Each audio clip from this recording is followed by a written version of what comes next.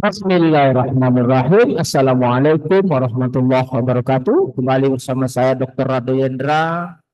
Tentunya bersama Radio Institute kita kembali melaksanakan kegiatan Tridharma Perguruan Tinggi berbasiskan dunia maya. Kali ini seperti biasa suatu bedah riset artikel akan kita lakukan terhadap suatu riset artikel yang terbit di tahun 2025 dengan judul Modified Exponentiated Inverted Label Distribution Using Modi Family. Nah, di sini ada yang menarik, bagaimana cara menghasilkan suatu fungsi densitas peluang dengan menggunakan teknik Modi Family. Riset artikel ini terbit tahun 2025 di Communication Mathematics Biology Neuroscience. Oke, kita coba lihat riset artikel yang dimaksud dalam kajian kita ini.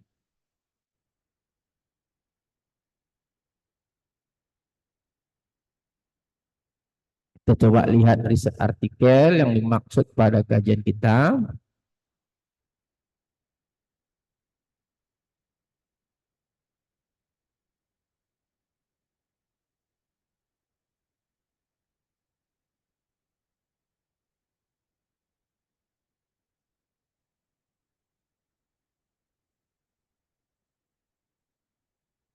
Oke, suatu riset artikel yang kita jumpai dalam suatu jurnal internasional yang berjudul Modified Exponentiated Inverted Family Label Distribution Using Modi Family.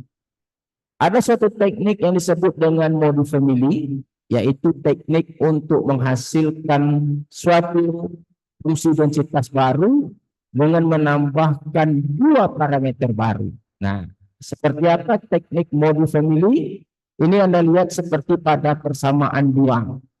Jadi persamaan dua adalah fungsi densitas peluang baru yang akan dihasilkan dengan menambahkan dua parameter yaitu alfa dan beta terhadap fungsi densitas peluang lama, ini Sx, dan kumulatif lama, Sx besar. Jadi ada dua Sx, Sx kecil fungsi densitas lama, Sx besar fungsi densitas fungsi kumulatif yang lama.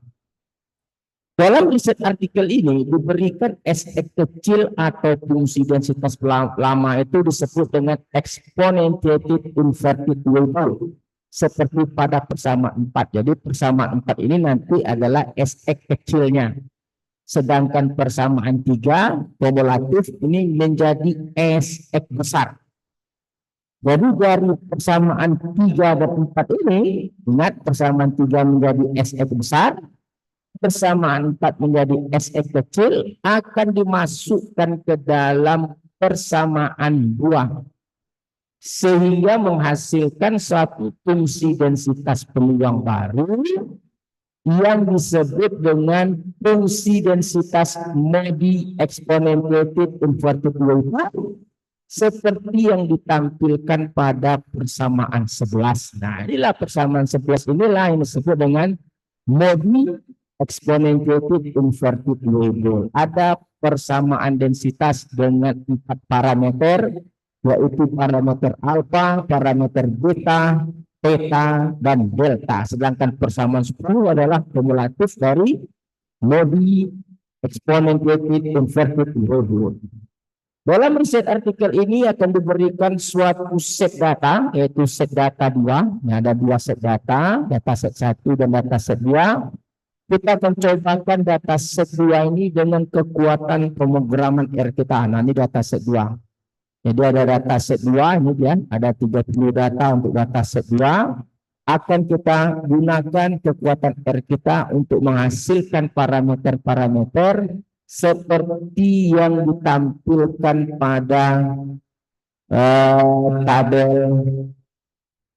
mana tabel? Nah, pada tabel 8. Di pada tabel 8 nanti alfanya 0,13, betanya 15, tetanya 31, sekian, deltanya 0,08 dengan nilai minus log likelihood minus 39. Jadi kalau disebut log likelihood minus, tapi kalau dikasih minus log likelihood dia menjadi plus.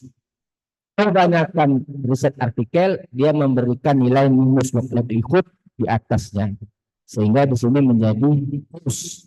Oke, dengan kekuatan R kita nanti kita akan buktikan density plotnya seperti yang ditunjukkan pada grafik pada gambar 16. Ini adalah kumulatif plot nantinya untuk data set 2. Sedangkan yang bukan kumulatif plot ini adalah density plot, seperti yang ditunjukkan oleh grafik 16, sedangkan kumulatif plot pada gambar 17. Jadi gambar 17 kumulatif plot dan gambar 16 density plot yang akan kita cobakan dengan kekuatan R kita. Jadi seperti biasa kita akan coba buka R kita untuk dapat menghasilkan hasil yang persis atau berbeda atau tidak jauh berbeda dan seterusnya. Kita coba buka R kita. Kita buka R kita, share screen, nah ini R kita. Oke. Setelah kita buka R seperti biasa, kita input data seperti data set 2. Di data set 2 kita. Data set 2. Kita run saja data set 2. Dan selesai. Oke, data set 2 telah kita run. Kita coba lihat. Ini data set 2 kita. Setelah data set 2 dibentuk, seperti biasa kita akan bangun suatu modul pemrograman untuk fungsi log likelihood. Nah, ini fungsi log likelihood namanya codingnya untuk model body exponentiated inverted waveform. Sedangkan yang diperlukan adalah seperti yang Anda lihat yang saya buat ini adalah seperti fungsi yang ditulis dalam persamaan 11. Ada 4 parameter. Parameter 1 nanti untuk alfa, parameter 2 untuk beta, parameter 3 untuk theta, parameter 4 untuk delta. Nah, kita gunakan optim seperti biasa dengan mengambil nilai awal untuk parameter 1 0,2, parameter 2 30, parameter 3 40 dan parameter 4 0,05. Setelah kita tulis, tentu kita gunakan optim untuk menghasilkan parameter. Kita coba runkan saja. Kita coba runkan, oke. Kita lihat hasilnya. Kita mau lihat parameter yang dihasilkan. Nah, parameter yang dihasilkan adalah 0,2, 31, 42, 0,06. Mungkin berbeda dengan riset artikel, tetapi nilai minus log likelihood-nya di sini lebih kecil dari yang kita lihat dari artikel. Kita menghasilkan nilai minus log likelihood 39,112, lebih kecil daripada riset artikel, tapi tadi secara umum juga tidak terlalu jauh berbeda.